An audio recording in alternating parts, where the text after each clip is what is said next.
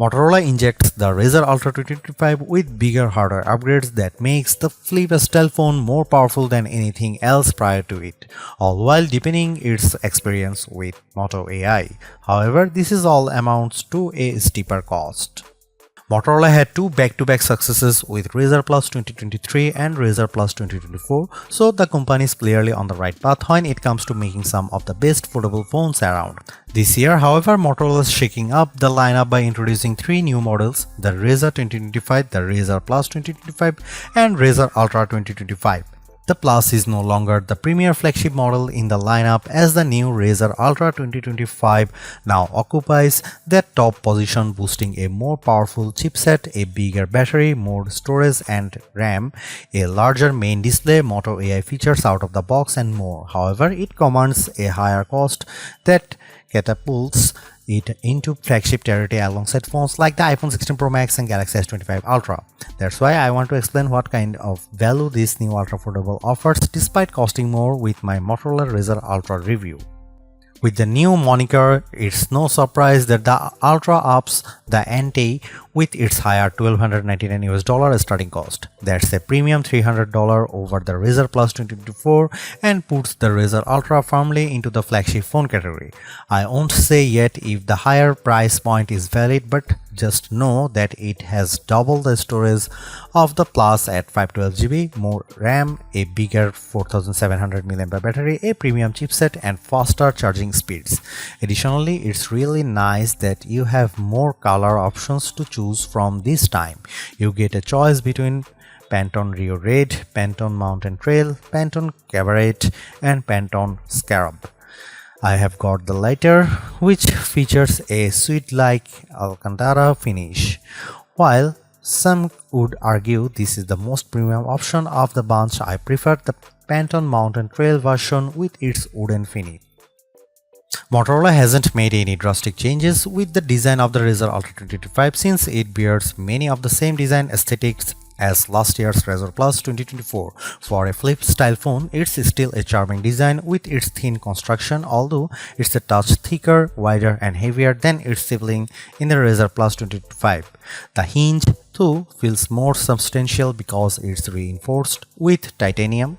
In addition to the gapless design as before, the crease in the middle of the display isn't as deep as before, even if it's still visible at just the right angle.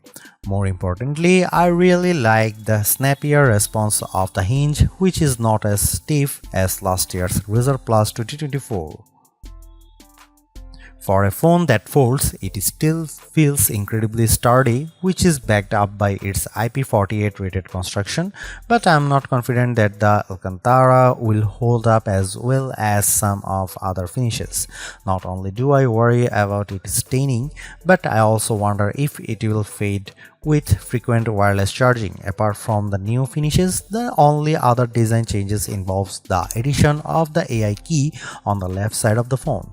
While the design remains largely unchanged, the new hinge design and additional finishes continue to make it charming amongst foldables. It's a minor size upgrade in my opinion, but the Razr Ultra 2025 now packs a 7-inch Super HD AMOLED display. That's a mere 0.1-inch increase over display size in the Razr Plus 2024 and 2025. First of all, I will say it's a good looking display complete with wide viewing angles, bright colors, and tons of details. And while the 22:9 aspect ratio doesn't interfere with how I generally use the phone, it does sort of make the video watching experience a bit odd, largely in part of how standard 16:9 videos have gaps on the left and right sides. I could perform a zoom to get videos to fill the entire screen, but then it crops a lot of the top and bottom. Thankfully, it's still brilliant looking with its peak brightness output of 1835 nits.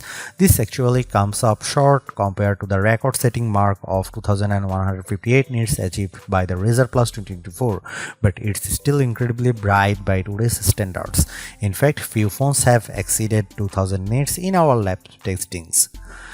On the outside, it will feature 4.0-inch POLED display with a resolution of 1272 by 1080 pixels. It's sharp and detailed and allowed me to better use the phone one-handed.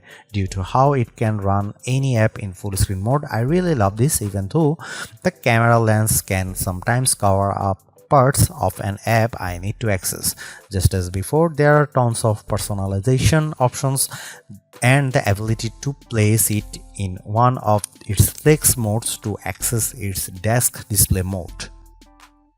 I wasn't a fan of the switch Motorola made with the Razr Plus 2024 since it dropped the ultra-wide camera in favor of a telephoto one with 2x optical zoom, but I'm glad that Motorola has gone back to that setup with the dual camera setup on the Razr Ultra 2025, which consists of a 50 megapixel main camera paired with a 50 megapixel ultra-wide camera. Flip phones such as this are meant for blogging, so ultra-wide cameras are valued for this exact reason when it's paired with the outer screen for recording video. While there is an upgraded 50 megapixel selfie camera embedded into the main display, I still love being able to use the better rear cameras paired with the outer screen. This makes selfies and blogging much easier. Content creators will enjoy the number of camera modes available with the Razr Ultra 2025, including new editions like Group Shot, which basically takes a burst of images and blends the best faces for the picture perfect shot. As much as I like using Pro mode to tweak the camera settings to my hiking, it's only for photos and not videos. Plus, it's missing a portrait video mode that other similar priced phones offers. Here are some camera samples of the Motorola Razr Ultra 2025.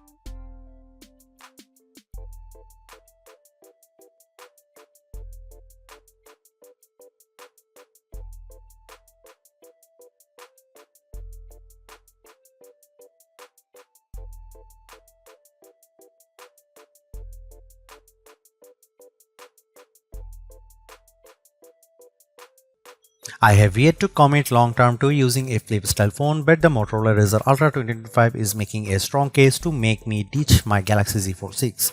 That's because this compact ultra sleek foldable phone is turbocharged in nearly every way over last year's Razr Plus 2024. Like I have said already, it's the most powerful and longest lasting foldable phone I have come across. On other note, I also love how it goes back to main and ultra wide camera setup, which is powerful combo for creators.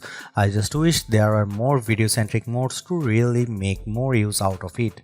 At the same time, the new Moto AI features help to diversify its experience, but it doesn't come close to matching the robust set offered by the Galaxy Z Flip 6. There's definitely still a lot more that Motorola could do to bring it to the same level, but it's not here in the current iteration. Most of all, I'm torn about the higher cost. It's a big step up over past models and sets a precedent for everything else. Price increases are inevitable, but this is just a bigger jump than what I anticipate shelling out for a flip style phone. It's not perfect, but the Razr Ultra 2025 is steering in the correct direction by entering the AI conversation, all while making marked improvements just above everywhere.